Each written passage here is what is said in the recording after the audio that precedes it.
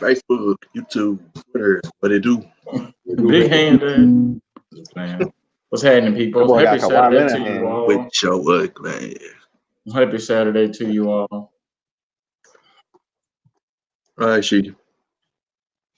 Right, I was trying to share what's going on with everybody, but that'll have to wait because right now class is in session, and so I want to take some time to deal with Black Lives Matter for this part, going into December and closing out the year, and just want to quick question it to us: do we all know who Kyle Rittenhouse is by chance? Anybody know him? No. Yes. Who is he? Mr. Rittenhouse was the guy. I can't remember the exact state where this took place, but I know it was in the Midwest where there was a protest going on, and he drove basically from Illinois to Wisconsin, and he basically shot up the protest. And prior to him taking the action of shooting up the protest, he kind of threw the quote unquote white power sign at the police officers right before he began shooting. He since then has been arrested, and I'll just leave it at there because I know she was probably going to explain the rest of the story because I don't want to steal the shine here. So. Oh, you good. You good.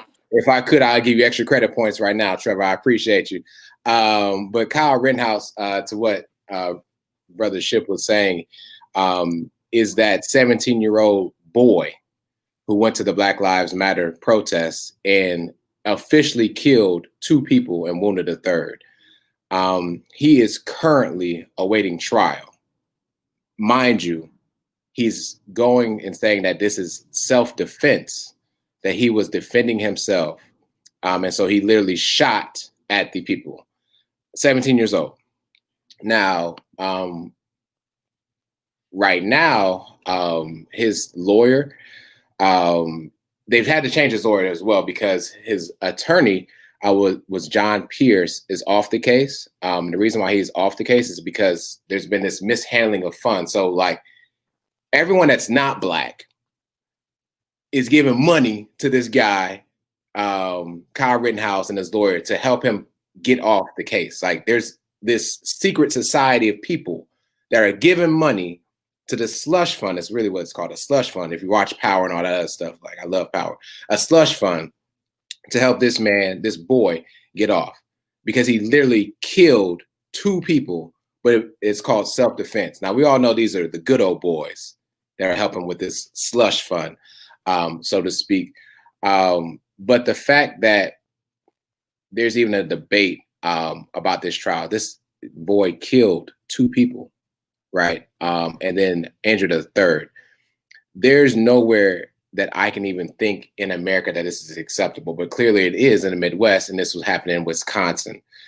And so just want to get you guys' thoughts first just about him going. He literally, as Trevor said, he literally drove some hours just to go to this event, and he didn't go there, by himself. He was armed, and it wasn't with a handgun either.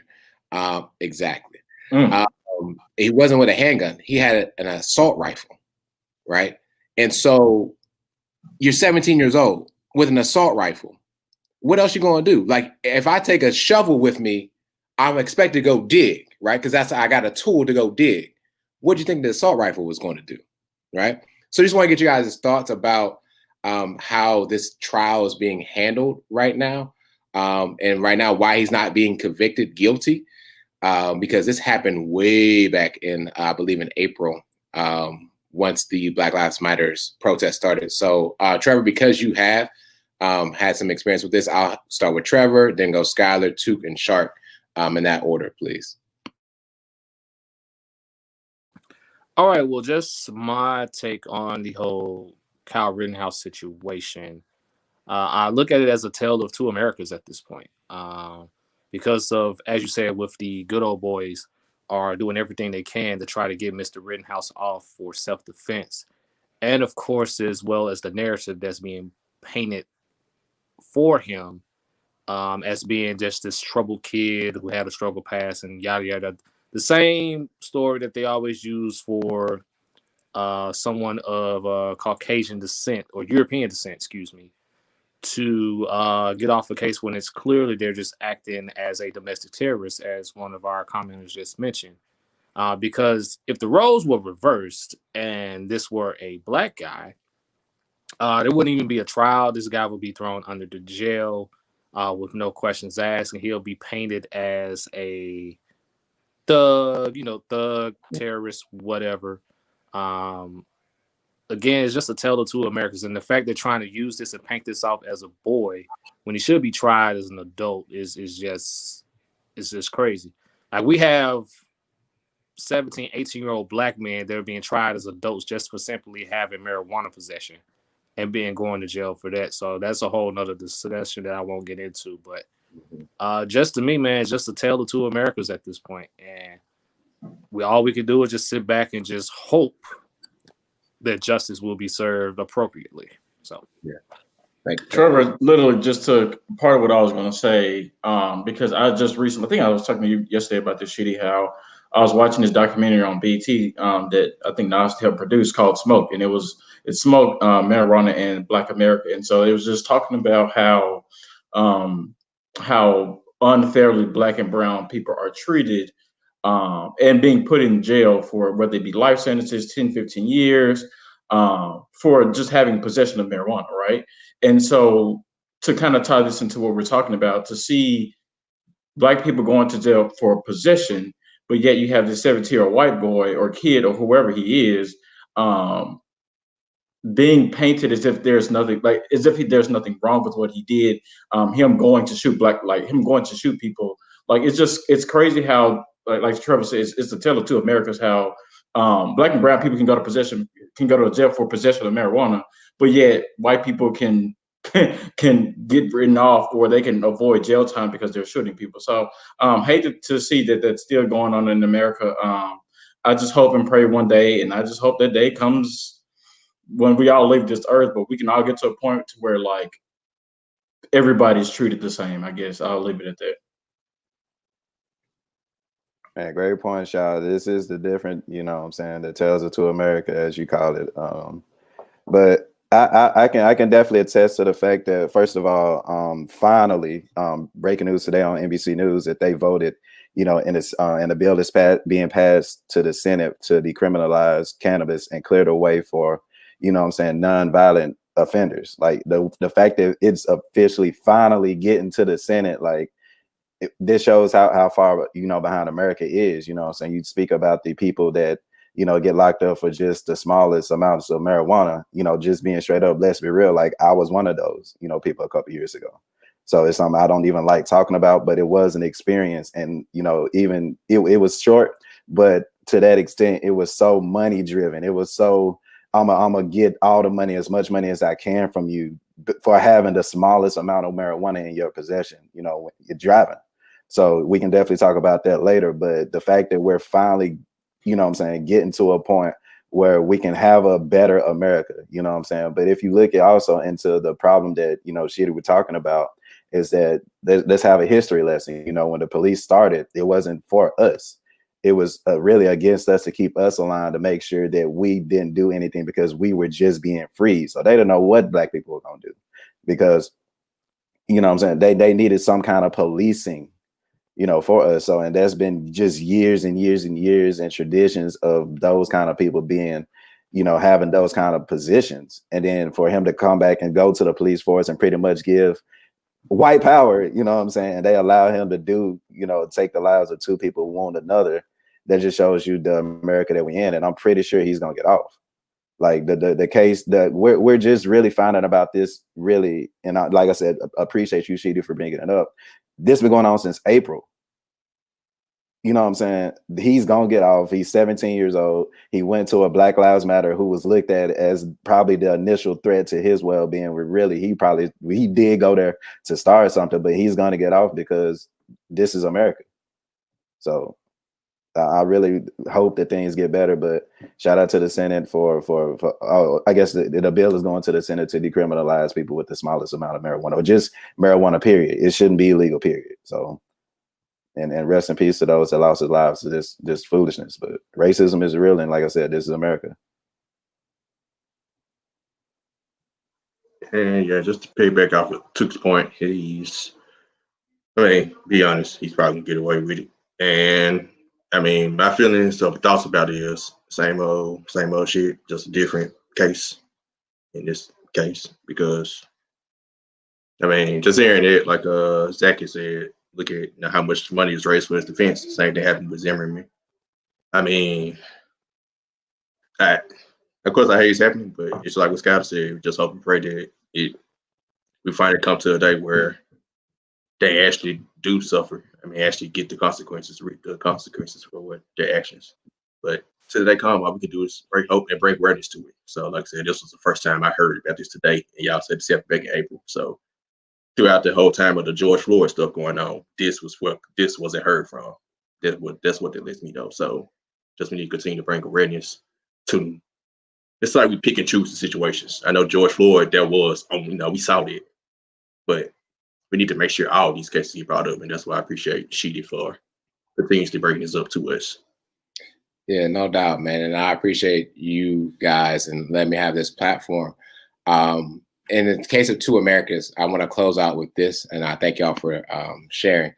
I don't know if you've heard of this young man. His name is Khalif Browder, but if not, make sure you do. There's a documentary about him out, but I do want to give you all just a little bit about him. As I close out for today, Khalif Browder was a youth who was actually held at Rikers Island. If we know Rikers Island, like you don't want to be in Rikers Island, right? And he was being held there without. Listen to me. He was in solitary confinement for 2 years, and he was held there from 2010 to 2013 without a trial. Okay, without a trial. He was in Rikers Island for 3 years. And get this was all because he allegedly stole a backpack. Okay. The guy who said that he stole the backpack mixed his story up from the time he was being interrogated to the time when it went to trial. He said May 2nd and May 8th. He went on with different type of stories. The book bag was never found. And then and I'm thankful that this person said about the bail system. Also, we're just about to bring that up. We're talking about money being raised. Khalif Browder's family, who was poverty driven anyway, barely came up with the $900 that it took to possibly get him out and post bail. However, his bail was denied because of probation. And they said that he had went against his probation. So therefore, they put him into Rikers Island because of that. And then he spent 2 of those 3 years in solitary confinement because all the crazy things that go on in jail. So we don't talk about that enough. We never will. With guards hurting him. You know, Rikers Island is full of, I don't want to call them thugs because that's the wrong thing, but people that have done some serious things, right? They've killed somebody or stole, stuff like that. Khalif Browder didn't belong there at all. And he eventually was so depressed. So I'm continuing on from what we talked about last time with pain and depression. He was so depressed, he actually hung himself after he got out of jail. And so to me, this raising awareness of how we're treated as opposed to our counterparts. And then it goes into how we feel, right? How we think and view ourselves as Black men is troubling. And I want everyone to understand that's listening to this podcast, if you have or know of African-American males, we are scarce. But on this call, I will let you know I am a Black father, I'm a Black man, and I want to stand for what is right for everybody. But also I want to make sure we bring light to other situations for people that don't have a voice.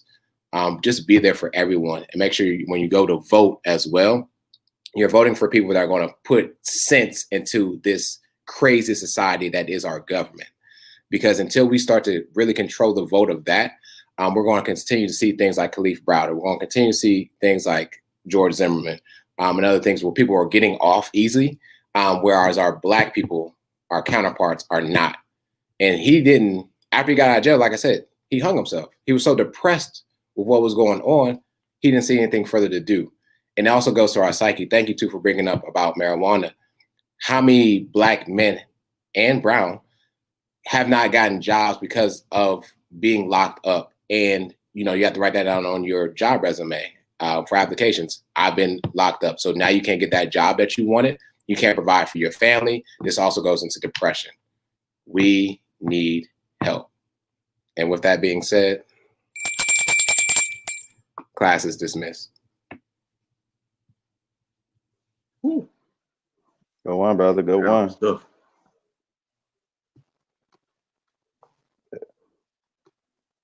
All right, man. Let's get into some sports. I'll say We gotta get on a lighter note. Yeah, we got We gotta live get news to coming up, sports. so, man. Hey, all right. Oh, what y'all want for Christmas? How about that? Sorry.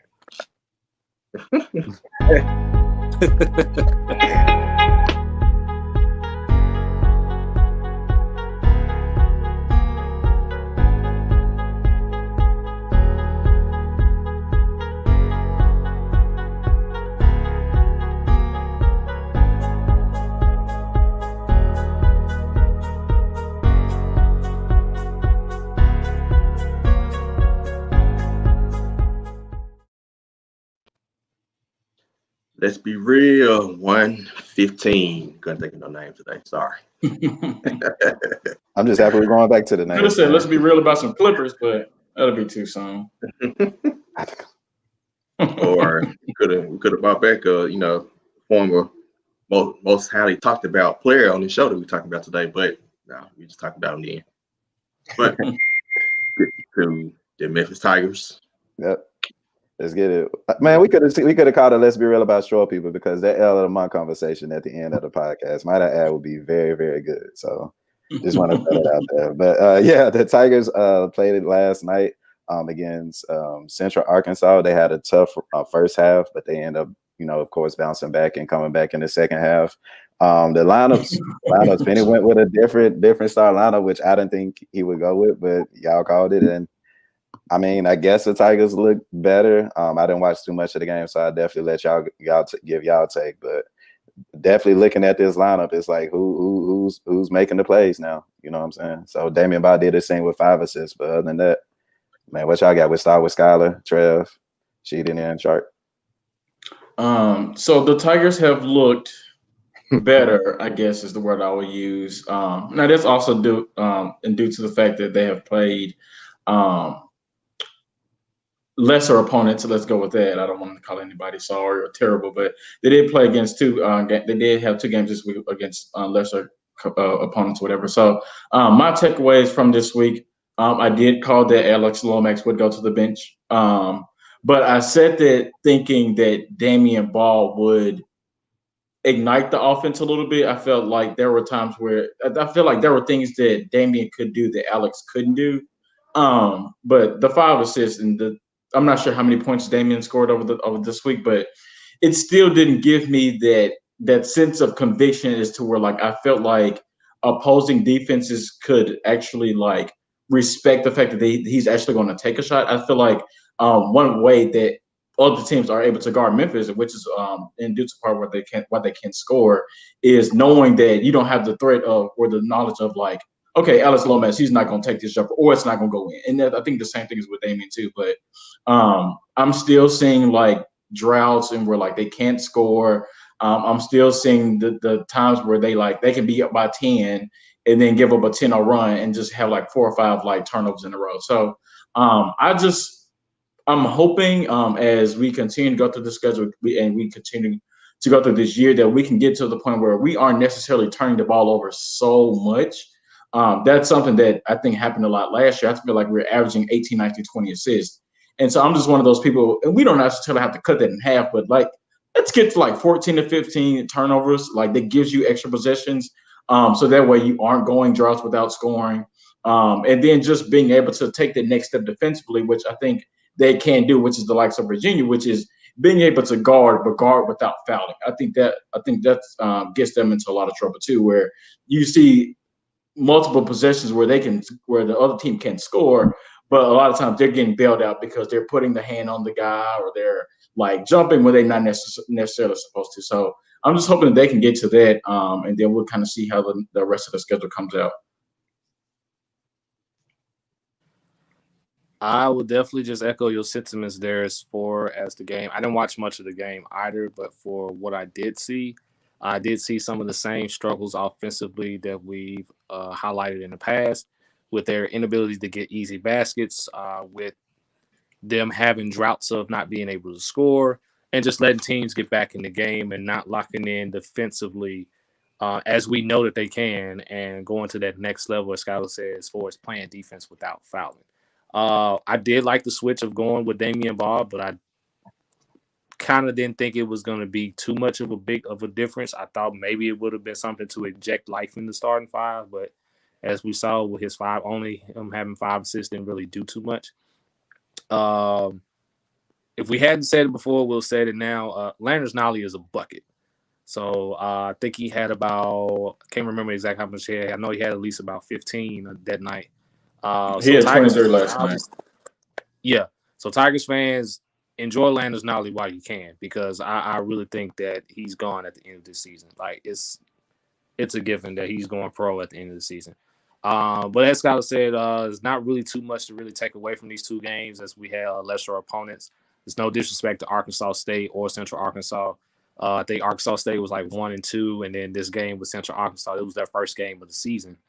So we'll definitely see as time moves forward, as we get deeper and deeper into the schedule, we'll be able to effectively measure where Memphis stands right now in terms of where we feel they should be based on their talent. Sorry, I was about to start talking. I really wish that little tournament would have happened and we would have seen Ohio State versus Memphis. Yeah, I had to bring that up, right? Because I've been able to watch a little bit more Ohio State as I've still been growing as a Memphis Tiger fan of basketball. And I can say the big difference between Ohio State right now basketball and Memphis Tigers basketball is point guard play. And if you look at Ohio State basketball, and just really not even just Ohio State basketball, just think of how college basketball is played.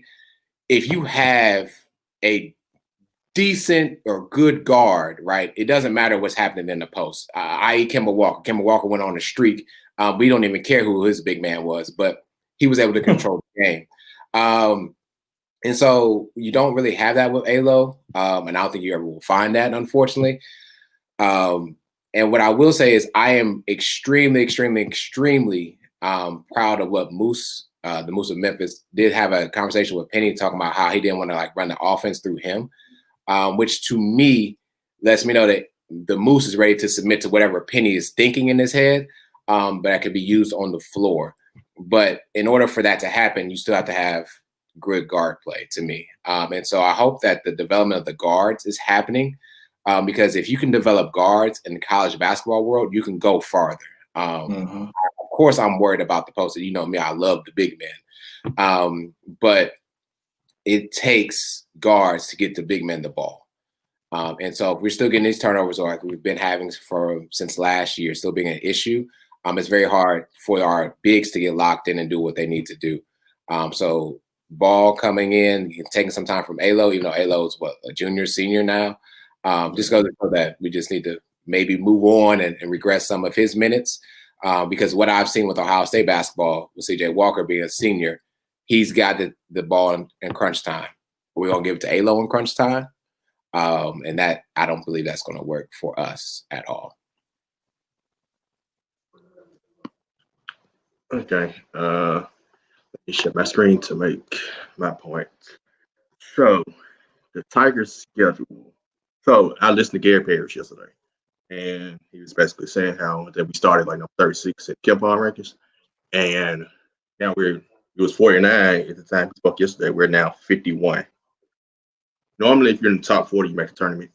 And what's going on with Memphis' schedule, the reason I got pulled up is, like Scott had mentioned about Arkansas State, and I think Trevor said, no disrespect to the opponents, but Arkansas State, Central Arkansas, don't really tell you nothing. We won. Yesterday we struggled some. We pulled it out and ended up still blowing them out. The Ole Miss game got canceled. I'm not sure. Ole Miss is 45. So It's supposed to get rescheduled from what I heard. Yes. Okay. So we have no. I mean, outside of the 2 games against Houston on February 14th, because the Americans down this year. So Houston twice, the 14th of February, Valentine's Day, and March the 6th. Outside of that, I think we got Cincinnati twice. Cincinnati is now 57, the KenPom rankings, and Auburn is 76. Outside of Auburn's that, not good because I think Sharif Cooper hasn't played yet. They and Auburn's in a little trouble actually. Yeah, I heard Auburn is not going to be that good this year, but I mean, yeah, like you said, they're not even going to the tournament regardless because they punished themselves. South Florida is 101. That's the next team that I see from Wichita State 97. Y'all get the point. Tulsa 93. So really, Memphis got to pull the Conference USA out. They damn near got to go undefeated with this schedule. Because I don't now with the way it's measured this year, we won't know nothing until they play Houston, in my opinion, about how they are against a decent opponent because this schedule is just not fulfilling. There's no fault of their own. The Americans down this year. COVID messed everything up. Tennessee would have been a solid opponent because Tennessee is ranked. Tennessee has played it, but they're ranked top 12. They have a lottery pick on their team as a freshman. So, yeah, I just hope just continue to gradually get better. Last year we went on a 10-game winning streak with a similar sorry schedule before we had lost to Georgia.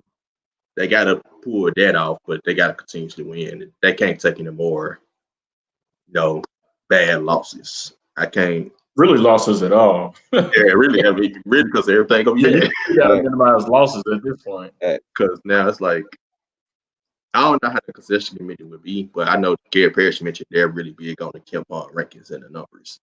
Yeah. So you go, Scott.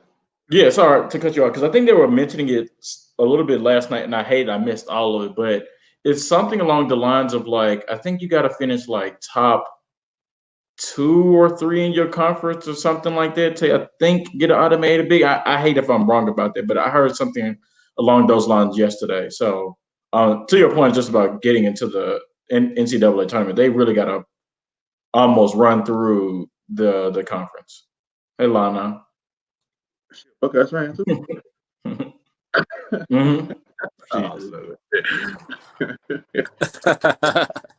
But yeah, so I mean, 2 games they made lineup changes. I expect another lineup change. Scott hurt, and I just know they didn't start because of disciplinary reasons. And I mean, he needs to be started. And also, we're still waiting on the waiver of DeAndre Williams. Memphis has to resubmit it.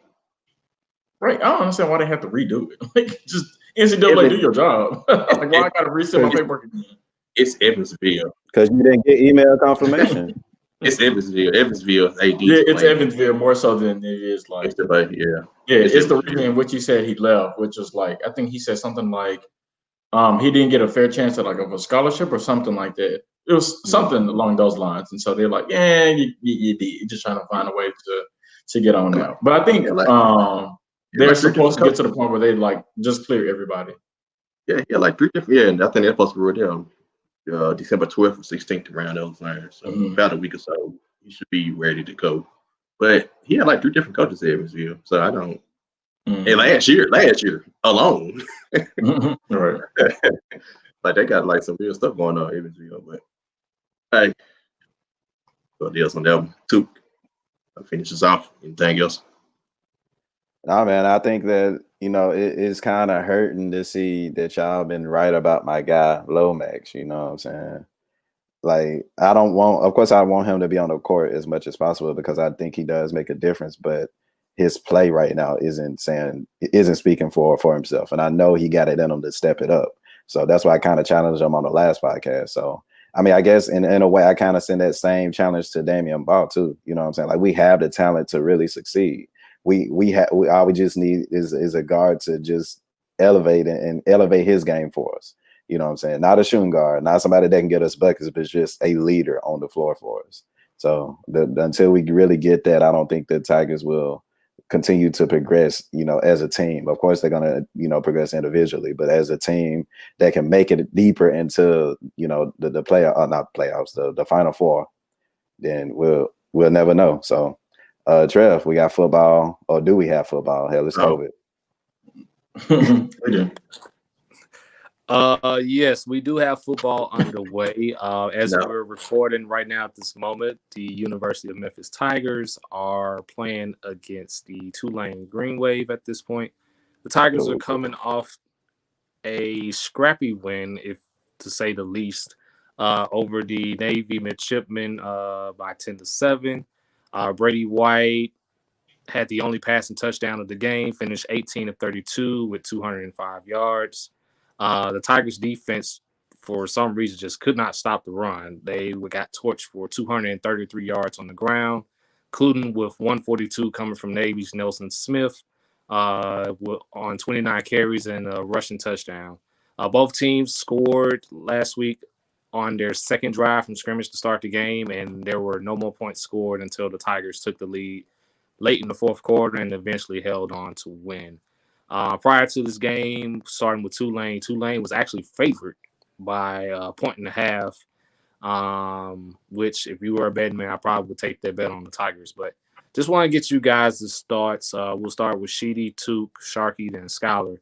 What you guys expect to go on today as this Tigers-Tulane game is actually underway? Yeah. What I expect, I expect I hope it's not like a scrappy game. Sorry if you hear that background noise. That's me. Hello. Yep. Okay. They're down right now, 14-7 to Tulane. At some point, I'm acting like South. At some point, Brady White, you got to give me a lot more. And I understand that, you might be missing a lot of your great receivers. I know we call Memphis, Weapon U. But come on, you got to make it happen somehow, some way. And so right now, to me, I'm not blaming COVID for this at all. Not right now. They're 6-2, and they're facing a 5-5 team. I'm hoping that they scrap out and get the victory for this, because then we got Houston after that, and that we're gonna need to get that game in Houston too. So it's just Brady White to me. He just hurts my feelings. I expected more out of him as being like a 7-year senior. Stuff like that. Like I really do, man. I think the talent is enough that we shouldn't be down 14-7 to Tulane. I just put it like that at all. And I kind of like our defense, but if our defense is getting ran up for 200 plus yards, and that's not the first time our defense has been ran up like that. That's another part. So whoever is our defensive coordinator, defensive line particularly, we got to do some rotation there, and our linebackers as well, because we can't keep giving up 200 plus yards multiple weeks. I believe this would be the second or third week that has happened for Memphis. Hey man, ever since we lost to Navy back in our homecoming days, I've always had nightmares about going against Navy. So anytime that we get a win against them is a plus for me. So I won't say too much against Brady White there. I mean, 200 yards rushing. Hell, Navy, we're going to run the ball 40, 50 times. If they don't get 200 you got to go for 200 if you're going to run it that many times, right? Exactly. So I don't really hold that against the Tigers. I'm just happy at the fact that they won, and I'm just going to leave it at there. As far as the game that's going on right now, we know what we got with Brady White. You know what I'm saying? He's not going to lose us the game, but he's not going to win it for us either. He is missing key receivers. That does make a difference in college. I know we say next man up, but at the same time, when your top receiver is your top receiver, like, it sucks for a quarterback. But again, we know what we getting. So why get that upset, Cheaty? We know what we got. It's like you talking to a brick wall. He going to do him, which ain't much, but he gonna do him. The Tigers gonna hopefully win. So I think we definitely will pull it out today. But so far we're in a fight, so it's all good. Hey, Brady White, bro, if you want to come back another year, transfer to Tennessee. If McKenzie Milton don't come, I'd take you. Jerry Gantano. I'm telling you. But man, we beat Navy 10-7. Our defense held them 7 points. I don't care how many rushing yards they had. The defense only gave them 7 because of that bad secondary, who's one of the worst ever in the history of college football, in my opinion. Navy doesn't pass the ball. That's why they only score 7. Facts. So for that game, because he played against the passing team, and Navy was the passing team, we lost that game. So 10-7, I never thought I saw us win a 10-7 game. Shout out to Ryan Silverfield for winning at Navy and beating UCF in the same season. 2 things we hadn't done 2020. Let's get it. But reason I posted the standings, so we still have a shot to getting in the. I think we still have a shot to get in the conference championship. Tulsa has 2 games left, or 3 games left. They play at Navy today. Well, they have 2 games: at Navy today and Cincinnati next week. The Houston game is supposed to get postponed for them to December 19th. But I think I just saw something saying he might not play because the conference championship game was that day. But it's like if they said those games gonna get postponed if one of the teams was in the championship game. So if that's the case, Tulsa would have to lose the last 2 games against Navy and Cincinnati, which they probably gonna lose against Cincinnati. They're gonna lose. Yeah. They're gonna lose against Cincinnati. Because honestly, I haven't seen Tulsa play this year. They've been skating by. When I tell you, well, they're not a bad team. They're a good team. Last year they lost a lot of close games. So this year they're winning those close games they lost, and a lot of comebacks. Like I mean, Tulane down like 24-6 at halftime. They came back and won overtime. SMU had them down. They came back and won. East Carolina 34-30. So they've had their fair share of close calls. So Navy beating them today at home went shocking, but that's what we got to hope for if we want to be a championship game. And of course, let's take care of business. So I should say losing to Tulane right now. We'll see how the game goes. Hopefully, come back and finish them off and beat Houston this week, and we give ourselves a chance while also Tulsa giving us a chance. And honestly, after what happened 2 years ago when we needed you remember we made the conference championship game 2 years ago with like 4 losses, and we needed so many things to happen to lose the game. It was so much that needed to happen, and it all happened. So it gives me belief that they could have it again this year. But I mean, 6-2, Ryan Silverfield first season. Demonte Cousins left middle of the season. He gained well, left right before the season started. Injuries and COVID. Yep. We had some close calls, some crazy games against South Florida and UCF, but we found the way to win. Like you said, COVID. We literally lost to SMU because of COVID, and we still should have won the game. So, to me, it's been a successful season. I know we used to championship, getting to the championship game, winning and get to the Cotton Bowl last year now, but to me, overall, it's been a successful season. I don't know.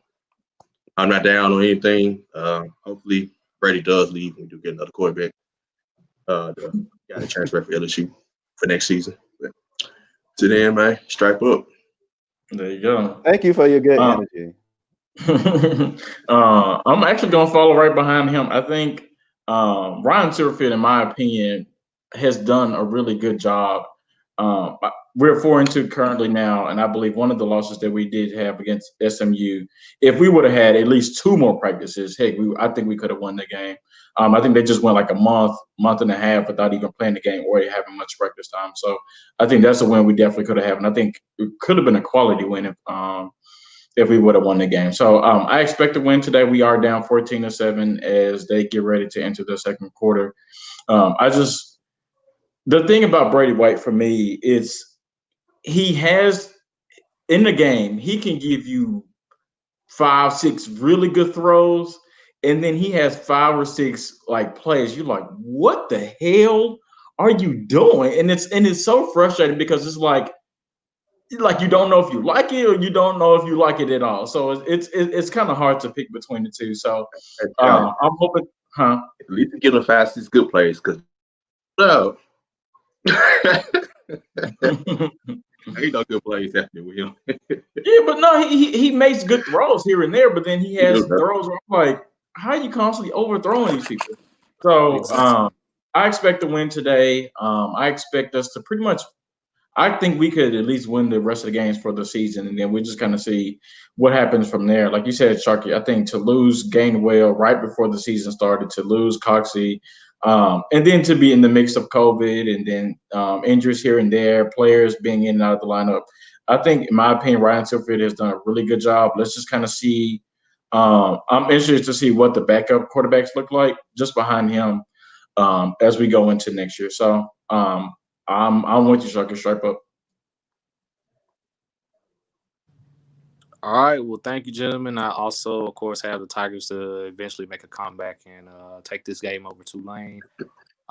Basically win out these next two games. Of course, I believe to even have a shot at the conference championship. I think Sharky mentioned, I believe Tulsa will have to lose out in addition to us winning out. And of course, we match up with Cincinnati in the conference championship. So GTT, and now we're switching over from college football over to the NBA. Ooh, Yeah.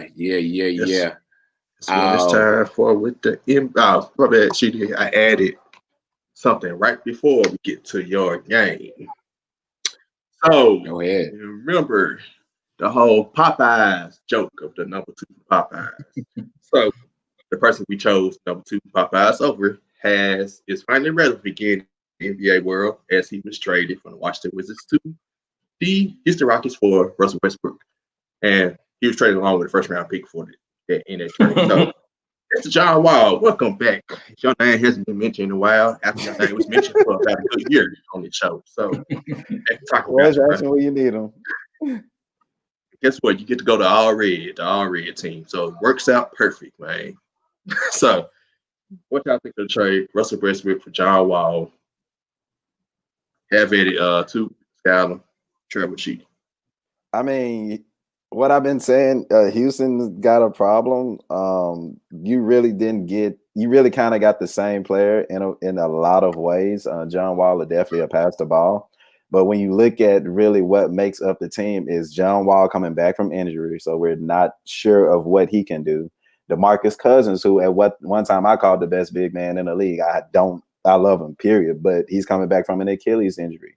I guess like a year removed. So we don't know. He's older now. We don't know how he's still going to move. He has a slower game, which works to his advantage. But at the same time, how is he going to play? And then we have James Harden, who has already thrown out there that he doesn't want to be there anymore. So it's like it's a mixture of things that can go wrong. But if it goes right, I think the Rockets could, I talked about like a top 5 last week. They can make a top 5 in the Western Conference if things go right. But y'all know how I've been feeling about the Houston Rockets for a long time. What can go wrong will go wrong. It's something about Texas. I'm not gonna mention that football team and on the other city. The Texans? Yeah, that's crazy. Hey, it's crazy. It's crazy, right? But like I said, when you look at the Houston Rockets, it's a whole problem waiting to happen. And as a basketball fan, I'm gonna love it, but as a black man, I'm gonna hate it because it's all under a black coach. So that's how I feel. Yeah, when Russell Westbrook requested that he wanted a trade, I think a lot of people kind of looked around the league and said, "Well, damn, where can he go?" Right? And so John Wall and the Washington Wizards was one of those. Okay, I could possibly see that because I think even their general manager was like, "No, we're keeping John Wall X, Y, and Z." Yeah, we knew that was a lie because I mean we don't know what John Wall looks like. He hadn't played a game in it's almost been 2 calendar years. Since he's last played. So for me, if you want to go and like, okay, who won the trade, who didn't win the trade, in my opinion, the Washington Wizards won the trade because you at least know what you're getting from Russell Westbrook. We don't know what John Wall looks like. I mean, the last time we saw him, he was a decent player. People don't want to say he's a top 10 point guard. You're stretching it. But I just think at the type of the game, he was top 10. Top 5. Oh, he was a long time ago. He was balling. That's real. Let's give us some respect now. Yeah, we give respect. We may troll him a lot, but let's give some respect to him. At one point, he definitely easily was top 10. Debatable top 5, but he was easily top 10. He won 10. How about that? Okay, he was 11. Gotcha. Okay, anyway. But I mean, for me, like I said, I think the Washington Wizards won the trade because I mean, you at least, if you want to go back to last season, there was a stretch where Russell Westbrook was averaging 30 points. He was averaging about 7-8 assists on 50% field goal shooting. So that's not bad. I mean, heck, we at least know that he can at least recently do that over John Wall. So, in my opinion, I think that makes the Wizards at least competitive now. I think that at least makes them a threat to make the Eastern Conference playoffs. We'll see how we'll see how the Rockets finish this offseason. We'll see how much longer James Harden is on the roster. So I don't know. For me, it was kind of an even trade, but I mean, they also got a first round pick after that, so that was interesting. Well, on my end, from the Houston Rockets standpoint, and I think, Skylar, you brought this up a while back on a different podcast. It says when we're going to eventually start looking at James Harden as potentially being a problem in Houston. Yep. So this is absolutely this is the third point guard, if you will, or third big time player I was right the first time. Third point guard that he'll have in Houston that he's quote unquote requested to play with. And it's funny because prior, when Chris Paul was there, Chris Paul wanted to change things up. Things didn't work like it should have.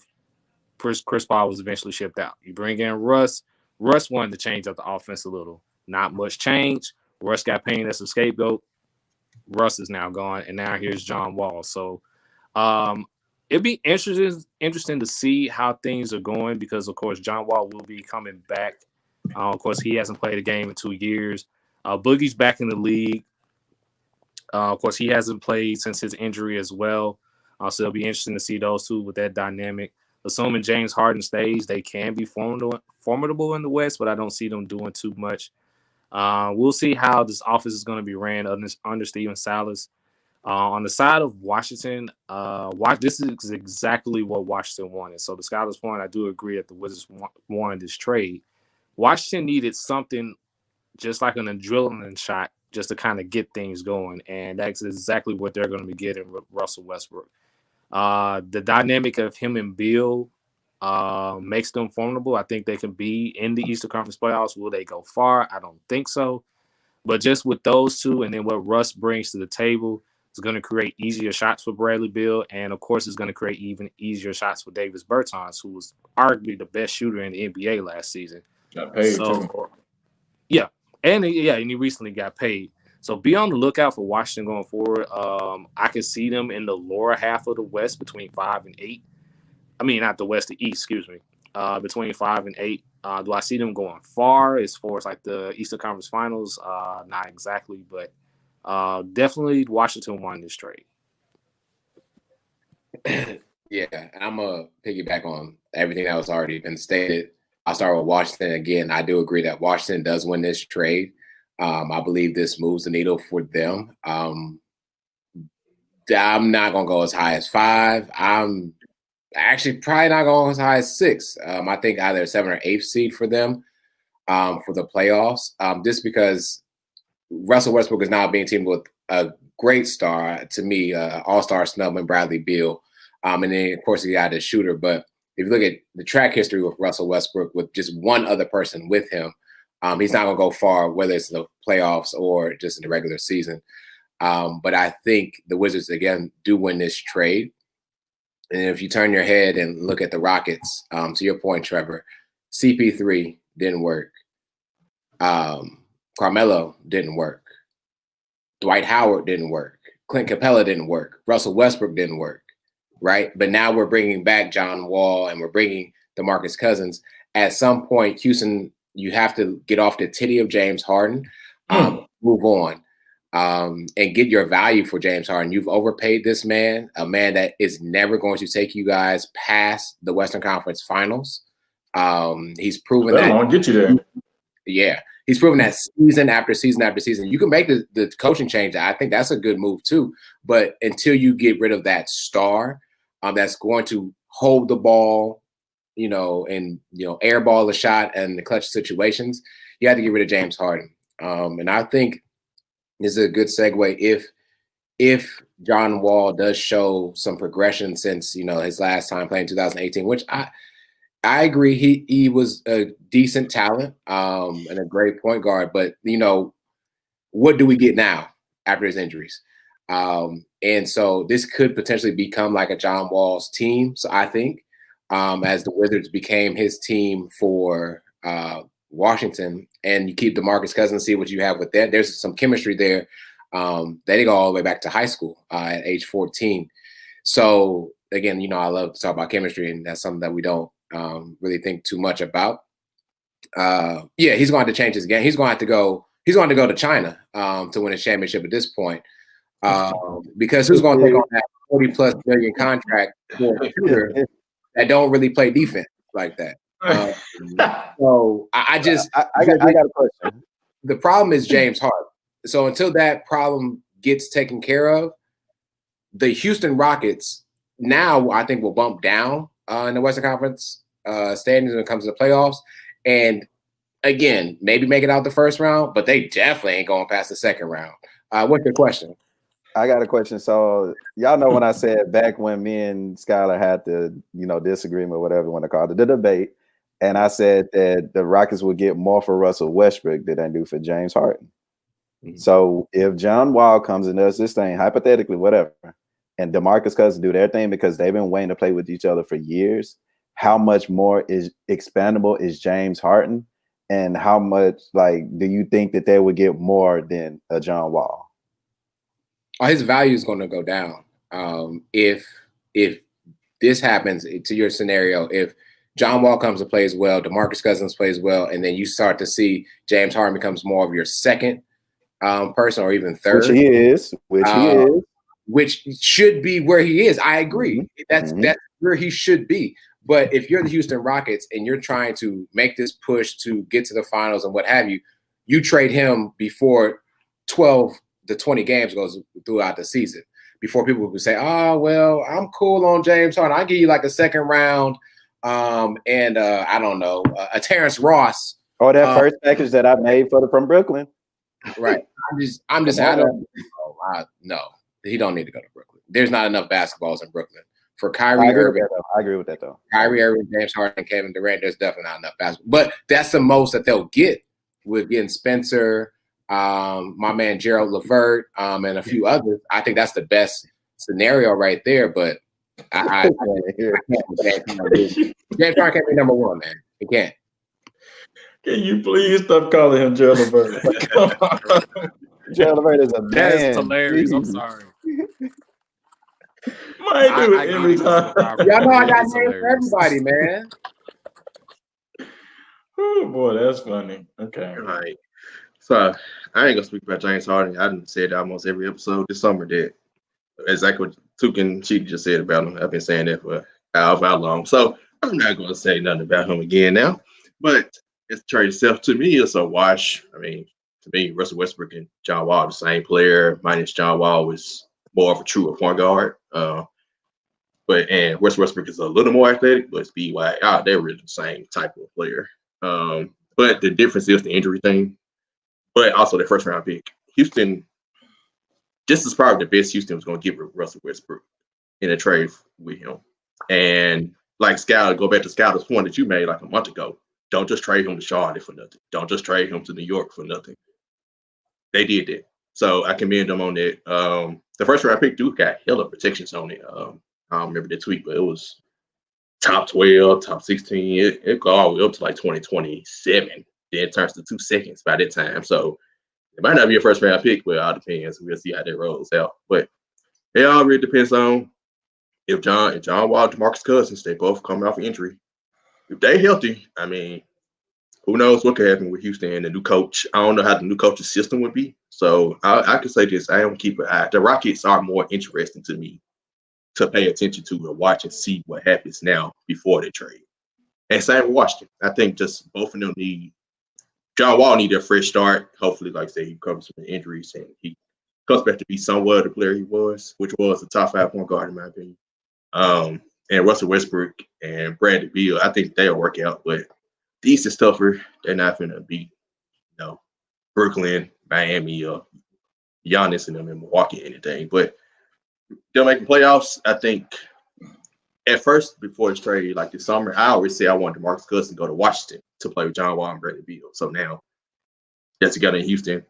So overall, I think the trade ends up being a wash to me. I think both teams are going to they're both, I ain't going to stay the same, improve. They're both, like I said, it was a wash. I can't really it didn't make either team worse. Well, I take it back. If John Wall's healthy, it's not good. It makes it worse. But it's all the health thing with him. Outside of that, really just a bunch of nothing. 2 non-contending teams for a championship, in my opinion. So there you go. Let me say, Rockets for Brooklyn if they want hard and they need, Not unless it's value decrease. So, cheating. What was I saying? Oh yeah, yeah. Harden, they weren't gonna give that up. You already know that, brother. They weren't gonna give up Durant or Kyrie. They want to see what they're like. Oh yeah, go ahead, point, I forgot that guy's name. Now, Scott Brooks, coach Westbrook in OKC. So now it makes sense why the trade happened. I had like Scott Brooks as a coach, so that's another reason why I think Washington just improved like it as well. Yeah. Switching gears. Well, not switching. Oh yeah. Talking about the past almost, because the future for the Rockets and the Wizards is the first round of the playoffs, if anything further past that. And so switching gears, talking about where I asked the guys to come up with their all-time favorite second team, and they're like, "Shitty, man, what are we asking that? Why are we doing that?" So we don't sound like that, first of all. That's what I got. Get the shirt. That game. This is for you, Sheedy. Hey, for you, Sheedy. Since the beginning of the podcast. Come on, bro. That's right, too. I just be reserved when I talk to good times, and now captain's getting on me. All right, cool. So the reason why I asked for your favorite all-time second team is a few things. First, we're like a little bit over 2 weeks away from the start of the NBA season. And the NBA season starts on December 22nd, 2-2, right? And so that's why I asked for the all-time favorite second team. Not asking for your best, but like your favorite. Who, as you look at that team, like why did you like that team as well? And so since there's so many shots being fired at me, I'll probably Took, and then go Sharky about that, and then we'll start Skylar and Trevor, and then I'll close us out. But I can definitely start us off. So mine is the 2006-2007 second NBA team. So if you look at it, my alien brother Trev, you know what I'm saying, Gilbert Arenas averaged 28 points a game. He did his thing. Washington loves him. And he, even though his jersey may not get officially retired by the Washington Wizards organization, nobody will ever wear number 0. And if they do, it's because they get the blessing of Gilbert Arenas. So let's start off right there. And number 2, my favorite player growing up, T-Mac. He was averaging 25 a game and averaged a career high 6.5 assists per game. The Rockets were doing their thing because Yao Ming, who's also a part of that team, was averaging his career best at 25 points per game. You also got at the other forward is Chris Bosh. Came in 23 points a game. And y'all know how I feel about him. 11 rebounds a game, like one of those quiet players, but he can fill up the stat sheet. He went to the Heat. He was the one that really sacrificed a lot, but he got rings out of it. So definitely salute to Chris Bosh. I hate his career ended so soon because got to. I give it to you. He got to. But his career was definitely cut short. I would have definitely loved seeing him play it because I think he's somebody who still would be in the game right now. And of course, in and out with King James, man, averaging 27, 6, and 6. And you look at, what he was doing for the Cavs, they were still doing their thing. But I think that was one of the more, I guess, not as good Cavs team back on, 2006, 2007, because it's like one of the only times he made second, all NBA. And we think about LeBron James, like I give it up to him. Like he's the first NBA teamer every single year. But this is one of those rare chances where he was the second one. So, this is one of my favorites. Appreciate your good list. And one of my favorite players is actually Gilbert Arenas. So good shout out to that. Go ahead, Sharp. All right. Thanks a lot, Took. Because 2007 would have been mine, really. Gilbert Arenas and Tracy Brady, one of my favorite players at that time. So I will go differently. So I split the top between 2017 and 2019, but I'll go with 2017. Y'all remember Isaiah Thomas had like an MVP caliber season. And he was in Boston. Steph Curry and KD won the team. Yeah. That was my second. Right. Giannis was on the team as well. And Rudy Gobert, at that time, I think he won Defensive Player of the Year, or he was in the running for it. He had 2.6 blocks a game this season, 14 and 12. So I would go there. It's my second one. The 2019 team that I had is thick as a tie, which I know I love Joel Embiid. He's on the team with Kevin Durant, Kyrie Irving, Kawhi Leonard, and Damian Lillard. So that's like that's a fire second team. You just want that's a decade team right there. Yeah, good list. Skylar and Trevor. You on mute? I'm on mute. All right. So I'm going with the 2000-2001 NBA second team, which consisted of Tracy McGrady, Kobe Bryant, Dikembe Mutombo, Vince Carter, and That's Kevin tough. Garnett. That's a good one. I just like that one naturally just because it's wing heavy, it's guard heavy. All the guys that's gonna have the ball, whether that's Kobe, Tracy, or even Vince, like they could all get to the rack at will, and then those three could all just dunk on you at any point. So if I just had to like naturally just build a team, I would want my team to look like that. Of course, then add Kevin Garnett, and then you got Mutombo. So even though it's kind of a little bit after his prime, just That was too easy, man. Yeah, that was so- too easy. That's why I went with my list because like that one right there was like a crazy team. Like yeah. So that's my second team, and I think that Good second one, team good could one. give first team a run for their money. easily. Definitely. Oh, of course. That's mine. Definitely. Dikembe, even like you said, even we joked about this when Dikembe was playing, like how old is like 47, 48. But to still be on a second all NBA team was huge for Dikembe, even at that year for him. Trevor, who you got? Man, he took the one. Skylar took the one that I definitely was going to use. And since It was too easy, man. since three of my four that I've written down have already been said, the only one that's left that I'll mention is the 2017-18 All NBA second team. In the forward spots, you had LaMarcus Aldridge of San Antonio, who was around 23 and 9 rebounds a game, at 51% from the field, 84 from the free throw line. You had Giannis, who was just getting started. He was 27, 10, and 5, shooting 53% from the field. The man in the middle of the whole thing was Joel Embiid at 23 and 11, 48% from the field, 31 from 3, 77 from the line. And then your backcourt, you had DeMar DeRozan in his final season with Toronto at around 23 points a game. Typical numbers for him, 46 from the field, 83 from the line. And then closing it out was Russell Westbrook in the guard spot. This was the first season with Paul George and Melo, if I'm not mistaken. Of course, he averaged a triple-double at 25, 10, and 10, shooting 45% from the field. So 17-18 team, formidable, but that's the one I'm going with. Yeah, you brought the Joel Embiid 3-point stats, which are still better than his counterparts. You want me to bring it up? Okay, I won't. Trust the process, right? You good? And so to close us out, the team that I chose, which I'm so glad, I just knew Trevor would actually choose this team because he said 3 out of 4, and I'm like, oh my God, did he write down my team? Actually goes to the 2004-2005 All-NBA second team. This All-NBA team, and I'm going to go through some stats too for why, but Ray Allen, D. Wade, you got LBJ and KG, and cleaning up everything else in the paint was Amari during that season. Let me give you some I'm happy you're doing this because this is the only time that LeBron was second team, and this the one that had me like, huh? So yeah. Thank you. Let me run these stats though too, right? So Ray Allen, a lot of people forget about Seattle Supersonic. I was about to say Seahawks. It's Seattle days, man.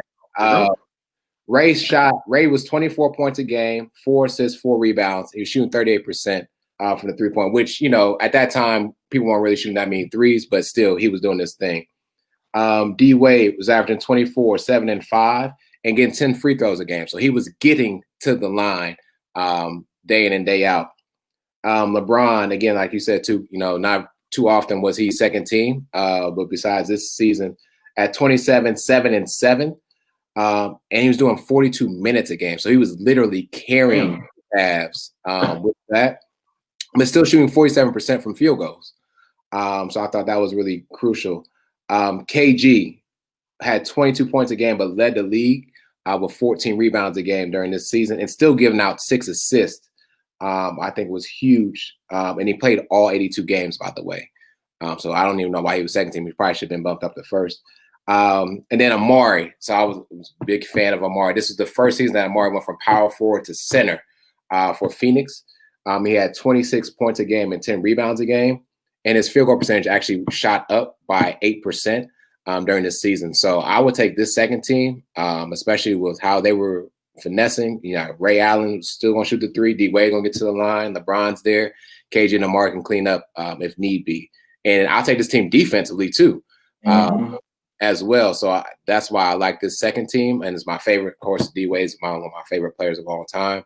But this is my second NBA, my all-time favorite second team. And the arrival of Steve Nash did some wonders for Amari.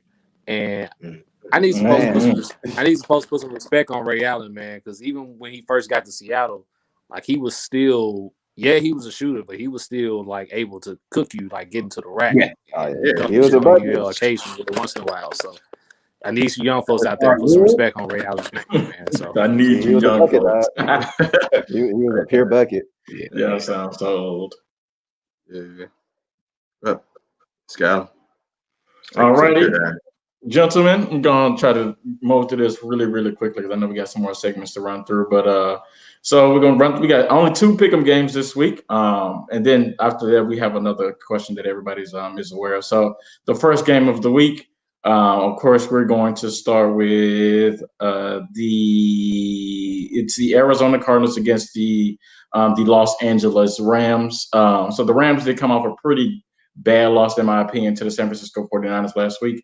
I believe Arizona did lose as well, too. So this is a very important game for the NFC West. So as you see, the poll there has the Rams at 57% and the Cardinals at 43%. So in the order of Sharky, Took, Sheedy, then Trevor, tell me who you got winning. This is a tough one. Like I said, both are coming off losses. Both need a win. I think the Cardinals. Who's the home team? The Cardinals.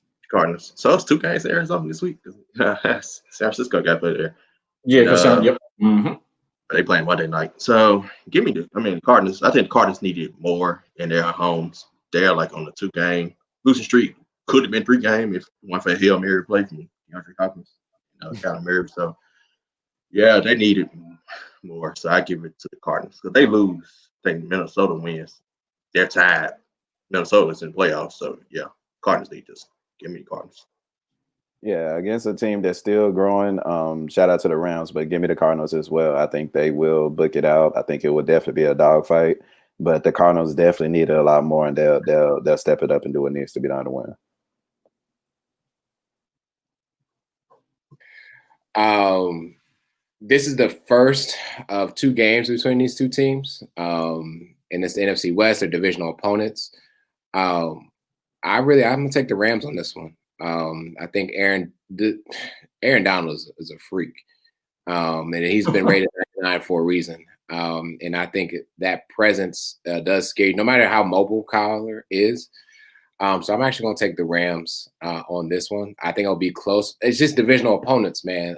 You never know what you expect. I.e., no offense, but the Ravens-Steelers game, right? Which should have been a blowout, but because they're divisional opponents, you can see each other.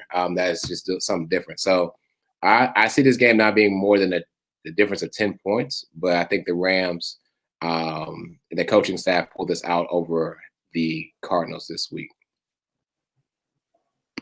Good pick.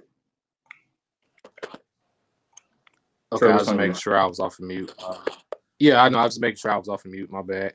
I'm actually going to go with the Cardinals this game, and I'm actually going to save my explanation for the Tunica Trevor segment. So stay tuned.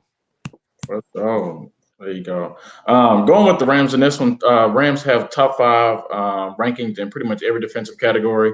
As you kind of see, as we kind of move towards the end of the season, good defenses are starting to show up because they've gelled at this point. They kind of know different signals, different play calls, and like that. And so, granted, the Rams did get their butt whooped against the 49ers last week, but I think that happens every single year. So don't want to write the Rams off just yet. And I think that's mainly because of their defense. So, and I think Jalen Ramsey is going to have a lot to say to DeAndre Hopkins too. So give me the LA Rams on that one. And the second pick'em game we have for this week is the Cleveland Browns and Baker Mayfield going against the Titan up Tennessee Titans. As you see there, whoa, wait a minute there. I was not expecting to see that one. The Browns lead in our Twitter poll 53% to Titans 47. I was not expecting that. So let me switch up my order a little bit. I actually want Sharky to last. So I'm going to go like this. I'm actually going to go Trevor. I'm going Trevor Sheedy. I'll go after Sheedy. And then we'll leave Baker Mayfield and his crew. Tugas is here by himself, and then we'll let Captain go. 1.7. Was not expecting that one. So, Trevor, tell me what you got, sir. Oh, man. Believe it or not, this was a tough one to pick, but obviously I'm going to go with the Titans in this one. Give me Tennessee by 7. I just think they're actually on a roll. I think getting that win over Indianapolis convincingly, and getting that monkey off the back of them not being able to beat the Colts is what's going to be key for them going forward. And I expect them to keep it rolling. So, yeah, give me Titans by 7. So when I saw the injury report for this game and noticed that, Denzel Ward was out, I was like, oh my God, man, the Titans are really going to blow this game up. But then I thought about they don't really pass the ball. And I've watched this defensive line for the Browns. This defense, I think, is very, very underrated. And to me, the bread and butter for the Titans is Derrick Henry. And I believe the Browns have enough to contain him and win the game. So I got the Browns winning this game. I agree with Trevor, it'll be one possession. But let's say 3 points because maybe the kicker for the Titans misses the field goal. Gotcha. Wow. Boy, you wishful thinking out there. You trying to throw out a bunch of wishes like you took or something. So let me go before Baker Mayfield's best friend 2 goes, and then the captain will go last. My opinion, I believe the Tennessee Titans will win this game. I believe they will win this game very convincingly. The book is out on Baker Mayfield. Baker Mayfield is not that good. He is a product of a really good run game, but hey, who are we to judge him off of that? So I'm going Tennessee Titans in this one, at least by 10. I told somebody on Twitter, and I think Sharky liked the post, is if you are the Tennessee Titans, you accept the ball first and you score first. You put up as many points as you can, and then after that, you just make Baker Mayfield beat you. You put 8 in the box, and you tell Baker Mayfield, if y'all win this game, it's because of you. So I think the Tennessee Titans win this game at least about 2 scores. I saw an interesting tweet that I hate that I saw after we recorded the Tighten Up podcast with my guy Sharky. Shout out to Sharky. And it said that whenever the Cleveland Browns score 8 points, they win the game. So all Baker has to do, who has the Browns at the best they've been in a very, very long time, he may be a product of a good run game. I mean, it is what it is, but he is a great thrower, believe it or not, and he can get better. But one thing that we said on the Tighten Up podcast was they're literally the Titans and the Browns are going against each other. It's a clash of us watching literally the same team. Both teams have great running games, and then both teams have great defenses. And we talk about the injury report with Denzel being out; it hurts. But the Browns also give back Myles Garrett too, and that's something that we forgot to mention on the other podcast to help. I don't even want to say stop, King Henry, because he's gonna do his thing, but like I said before, if the Browns get 8 points, which is all that's needed to beat any team, that's what statistics show. Information could change, but I don't think it will on this one. So y'all know I'm rolling with Baker and the Browns. Yep, he came on my podcast and said that as well. Appreciate you and Savage coming on, though. Savage wrote the Titans. So both teams 8-3. I think both teams. I don't look at this and say I think we're building the Browns, but I ain't gonna just come here and be like, hey, we're that much better, we're gonna blow them out. So I picked us more about 10. Shout out to, do y'all know, let me give you a name. Do y'all know have y'all ever heard of a wide receiver for the Browns named Cordero Hodge? No, because they don't throw them many receivers. Oh no. Okay. He came out and said, now we don't look at don't let us look at the Titans. The Titans fans don't look at the Titans as a super team. But he did say early in the week, said, Titans ain't a super team. My first thing was like, none of us think that, but who are you? Right. With that stat line, he got like 150 yards this season on 15 receptions and no touchdowns. So, Practice squad numbers. And guess what? He's not even playing. He's out with a hamstring injury. So Look at that. that's just the boom support material. Also, shout out to Cheating. It is the month of December. I don't care what defensive line Derrick Henry is going against in the month of December. You saw the playoffs against the 5th and 6th ranked rush defenses against the Patriots and the Ravens, what he can do in the month of December. So I'm not worried about that. If the awards out, so AJ Brown, it's time to eat, buddy. That's big. That's a big loss. Sorry. So tighten up. Gotcha. Okay. And I think this game is a very important game for Baker Mayfield. I think as they get ready to kind of look and see what they're going to do with this contract next year, this is one of those wins where this is one of those games he has to win this game to kind of determine how the rest of his career goes. So or at least I appreciate. Just get 8 points, baby. 8 points. Oh, tight. You get the 8. You get That's all they the 8. need. That's all they need. The Browns had 3 games they scored less than 8.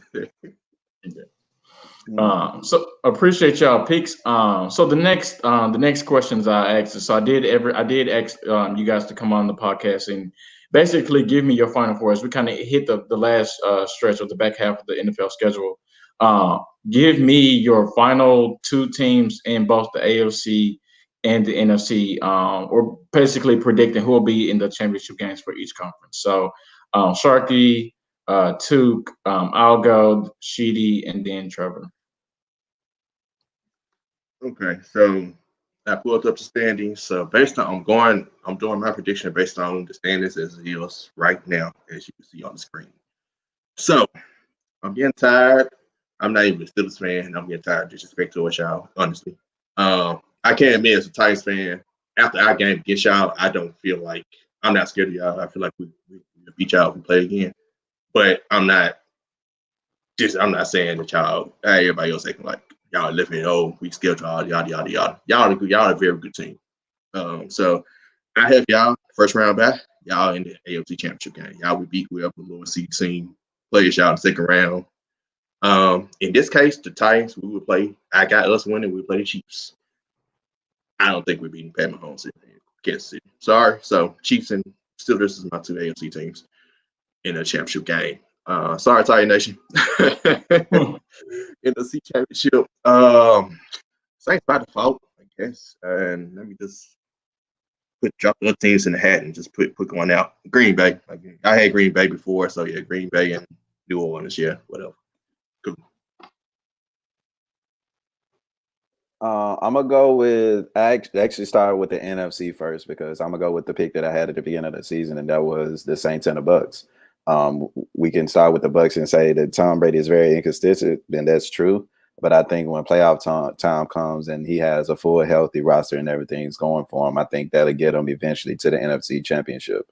And we look at the Saints, and even though Drew Brees isn't playing, he got them to, the top of the NFC.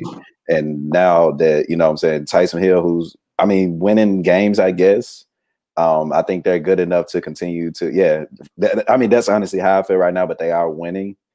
And I think that Jameis Winston, I think he could be the X factor, especially if he can get a chance to come into, Sean Payton's system and do the thing, because the Saints are rolling. So I think they're going to continue their success into the NFC Championship as well. So the second round, Sharky, I did the same thing you did. And of course, nobody's being Pat Mahomes. Like, I'm not even going to go against him on this one this time. But the Steelers and the Bills, y'all know how I feel about those 2 teams. And we actually get a chance to see those 2 in 2 weeks. So I honestly couldn't think of who could win, because Steelers are A1, but they did lose a key part of their defense. And then the Bills are coming as well. And I think their cohesiveness will be there. They are a top 4 team for a reason. So I really can't say my winner for that until actually I get to see them play in 2 weeks. So we can leave an asterisk by that one. The winner of that game will be the winner that I think will go to the AFC Championship. Hey, incomplete, man. Incomplete. All right, fine. Give me the Bills. There we go. I went with the Bills at the beginning of the season, so I'm a roll. I'm a roll with the Bills, but Hey, no disrespect to the Steelers. I too am getting tired of the disrespect y'all been getting. Like people say I had a weak schedule. Like, huh? Like y'all playing. You know what I'm saying? Y'all ain't been 100% healthy either, and y'all still rolling. Like people just hating on greatness, bro. Like y'all defense is still there, but y'all did lose the key piece as well. So For sure. I'll jump on that Steelers topic here in a second.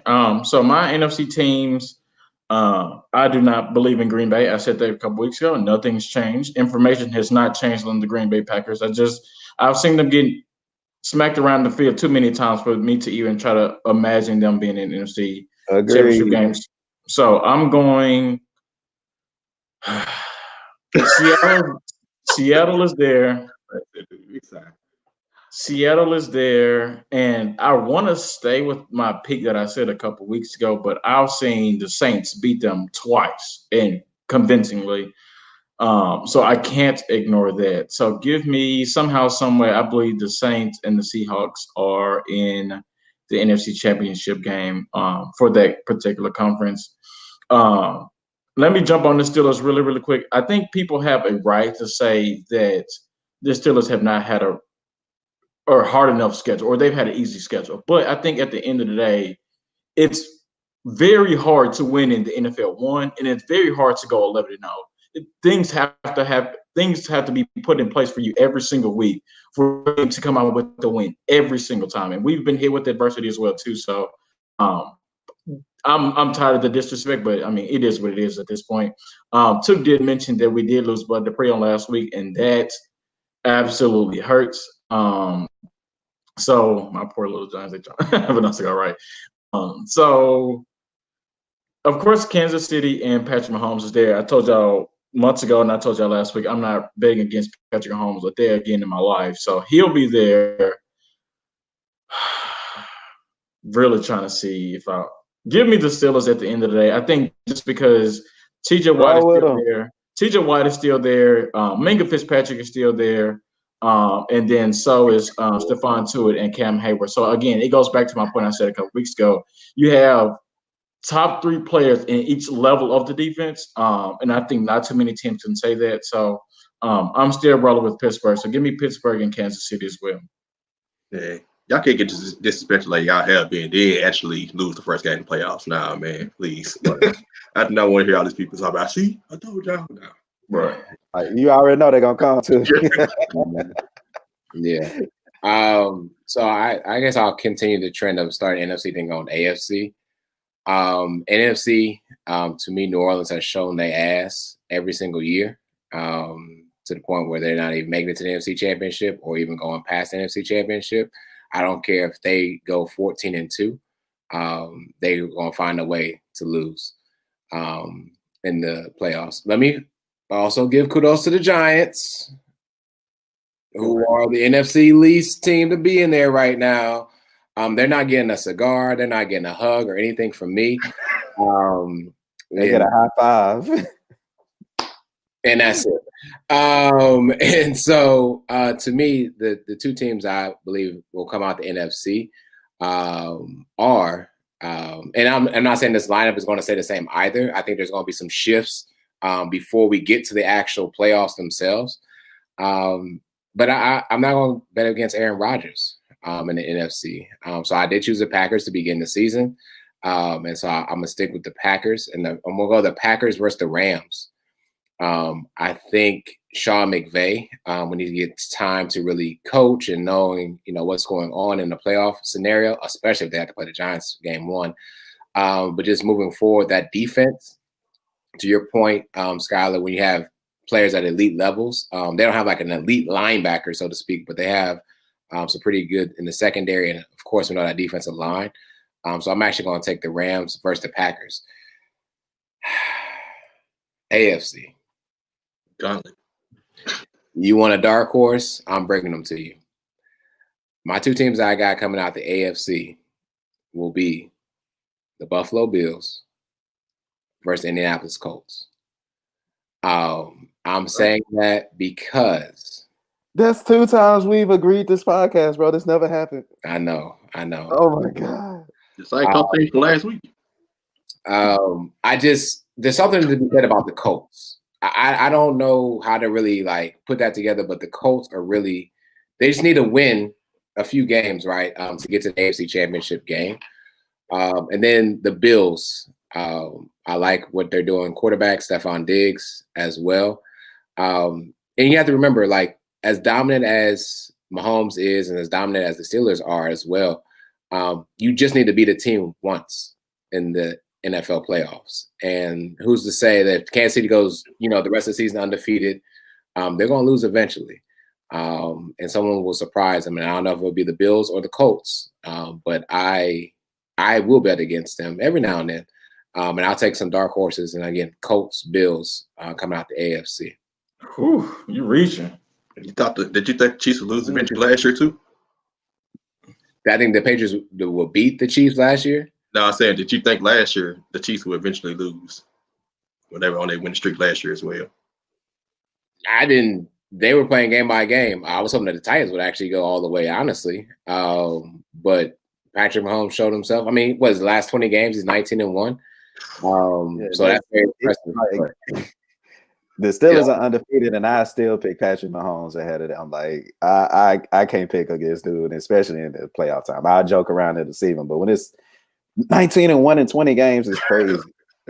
Yeah, what they did before Trevor goes, what they did last week to Tampa Bay was unfair. Unfair what they did in the first quarter. That was unfair, and that's hard to. I can't overlook that. 200 receiving yards for Tyreek Hill in the first quarter. Yeah, good luck. You remember when Michael Jordan told Magic and Bird, "It's a new sheriff in town"? Yep. Like that's what Patrick Mahomes did to Tom Brady, and I had Tom Brady win it. Like I can't do it no more. Yep, it's okay. Welcome to the club. I guess they'll do it for the Colts in the playoffs. We'll see. All right, so I'll start mine to keep the trend going. Start mine with the NFC. Assuming everything stays the same and we continue with the 17 format, I think the Saints will actually benefit from having that first round bye. And as Skylar has mentioned before, they've beaten Tampa Bay convincingly in both of their matchups this year. So I do expect them to be the first team in the NFC Championship. And I think, to Sheedy's point, I'm not going to pick against Aaron Rodgers either. So for my NFC Championship, I actually would have the New Orleans Saints matching up with the Green Bay Packers. As shaky as both teams have looked, I just think that they look the least shaky out of all the teams that's in the NFC right now that's in the playoffs. So those will be my two teams. In the AFC, I'm not picking against Patrick Mahomes, so of course I'm going to expect them to be there. And if everything stays the same and the road to the Super Bowl in the AFC has to go through Pittsburgh, there's no way that I'm picking against them, especially if Mother Nature is involved, especially in the December and January months. So my AFC Championship will be the Steelers and the Chiefs. Smart man. It may be cold in Buffalo though. I seen Patrick Mahomes in Buffalo when it was raining and he barely got 200 yards. So I like my chances if he has to go to Pittsburgh in the snow in January. Just saying. Cool. Well, all has been made note, so we will definitely make sure we revisit this topic when we get to January, right before the Super Bowl. So we shall see. Let's get it. All right. It's December, so guess what it's time for? Time for Nate Robinson. And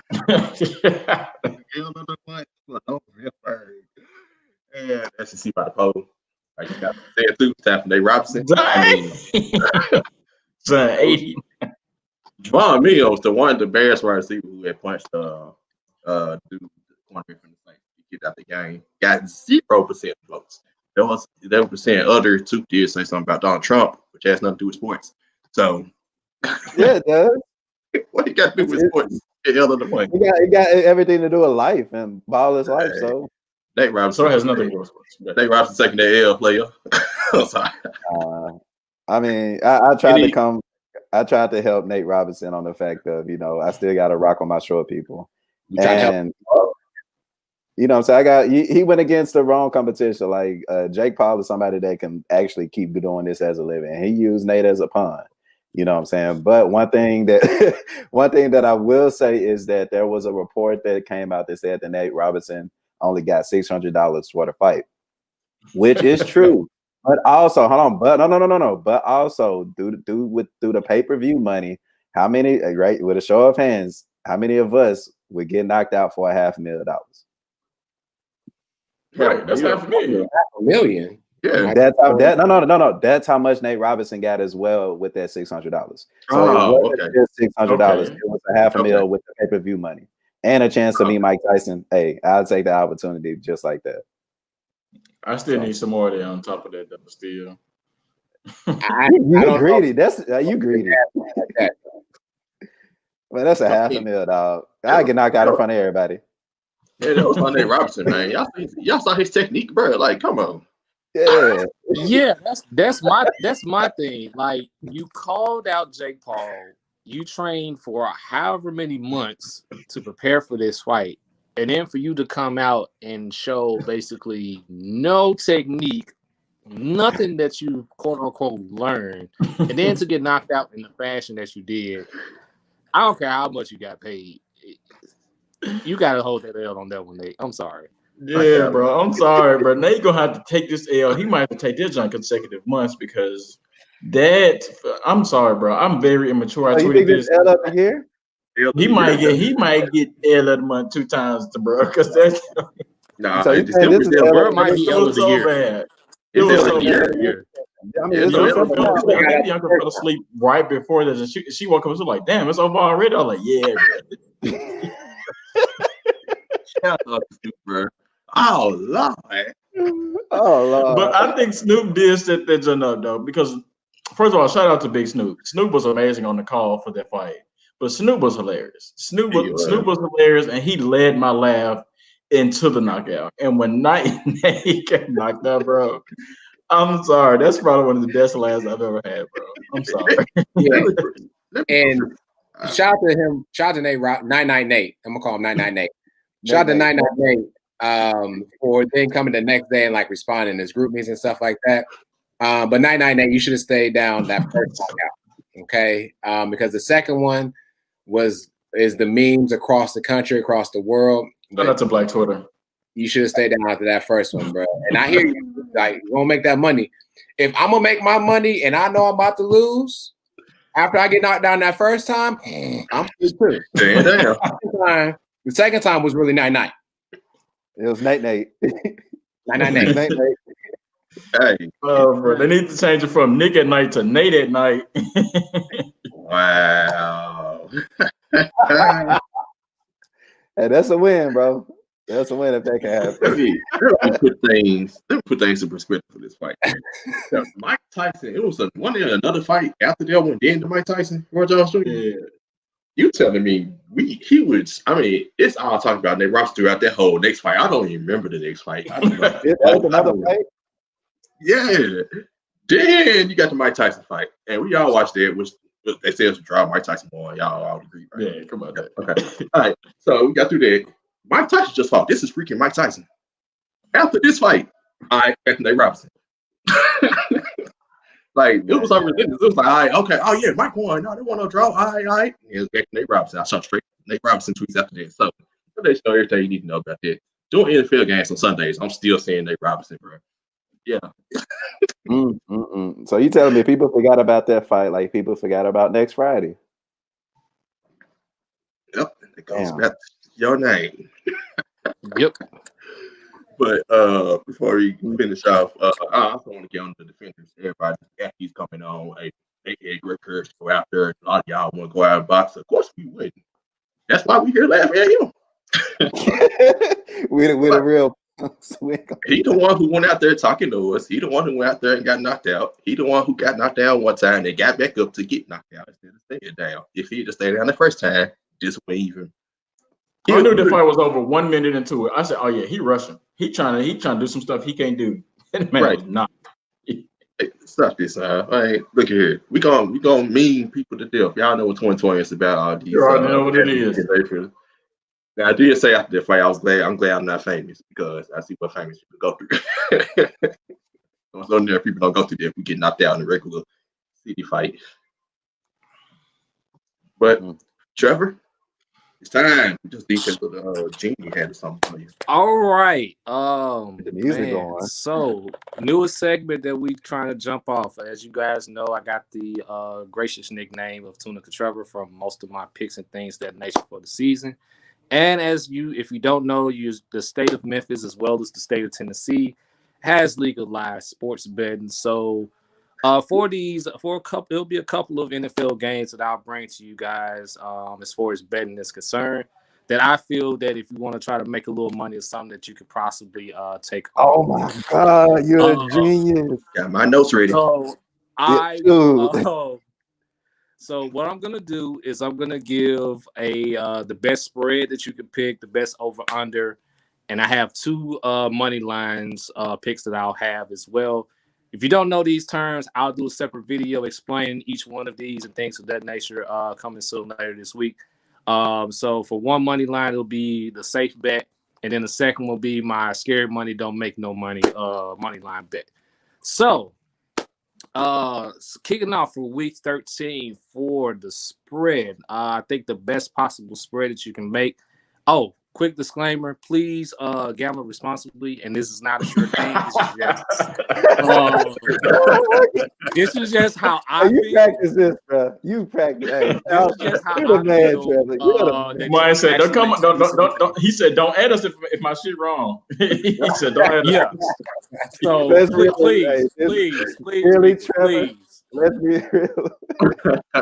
please. Let's be real about sports betting. Gamble responsibly. Gamble responsibly. That's all I'm gonna say. All right. So the best spread opportunity that I would take if I was betting would be the matchup of the Philadelphia Eagles against the Green Bay Packers. I would actually take the Eagles as a 9-point underdog. They were favored. I mean, not favored. They were a 6.5 underdog last week against Seattle. I think them increasing it this week against Green Bay, with Green Bay not being great at stopping the run, nor being able to get pressure on the quarterback, and the Eagles having somewhat of a decent running game, I think they can stay within that 9 points. So if you want to bet, if you want a good spread to bet to make you some decent money, definitely go Eagles Packers and go with the +9 underdog with the Eagles. As far as over under, I'm looking at this AFC South matchup between the Colts and the Texans. Being that this game is going to be in the dome, the over under is set at 50.5, which is of course the total that both teams will score. I would actually take the over on this one at 50.5 because it's in the dome.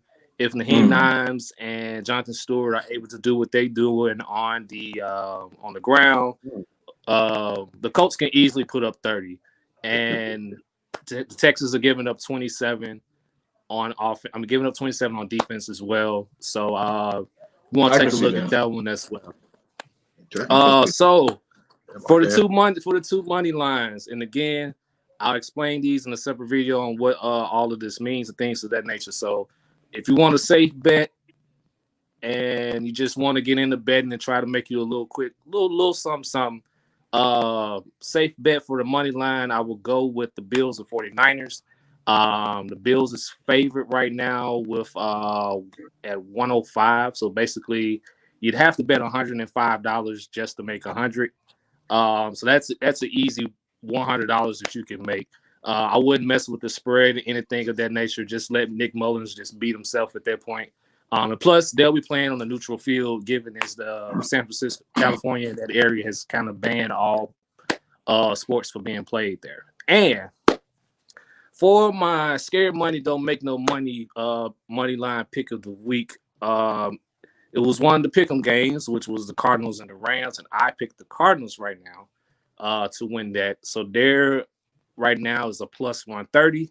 So if you was to bet $100 and somehow the Cardinals won their game, you could actually take home $230. So you make an extra 100 plus the 130 as far as what the money line would be. So reason I'm saying this is because, as you all mentioned, Jalen Ramsey is going to be shadowing DeAndre Hopkins pretty much all game, which is going to open up opportunities for Christian Kirk and their tight end. Also, if Cliff Kingsbury can just open up the playbook a little bit more and just let Kyler Murray be Kyler Murray. Yes, we know what Aaron Donald and the rest of their defense brings to the table, but their offense has been shaky as of late, which is one of the reasons why the Rams took that huge loss last week to the 49ers. If Jared Goff just continues to take these unnecessary sacks and these turnovers, there's a really good chance that Arizona could pull this game off. The spread was just at 3 with the Rams being favored by 3. So if you're a betting man and you feel lucky, I would definitely take the Cardinals in this one with that easy $100 bet. Could easily double it if the Cardinals were able to pull off the W. So that, my friends, is your Tunica Trevor bets of the week. Be on the lookout for more of these as we go along. May even venture into the NBA and things of that nature as we go along. And as I said before, there'll be a separate video explaining all the terminology and everything with Tunica Trevor. So thank you guys, and that's it. Good fight and good night, or good night. Sorry. Well, if you're looking to get into sports betting, what would be a good way to start? FanDuel, got sports. FanDuel or DraftKings. DraftKings, and also BetMGM. That's another one. And it's on. So all states are not eligible. I'm not sure if Arizona is legalized yet before you get to. So, because I know when I went down to for Thanksgiving, I was in Louisiana and I couldn't. And you got to physically be inside the state. I was trying to bet. I couldn't bet. I was like, dang. So yeah. I appreciate that, Tunica Trevor. Mm-hmm. All right. End of the show today, man. Anybody got anything else? We go to Kroger and pick up me a bottle of NyQuil to help me sleep at night. But other than that, that's it. It might be ill of the year. Ooh, this next one gonna be funny. All right. So next time, y'all. Be easy.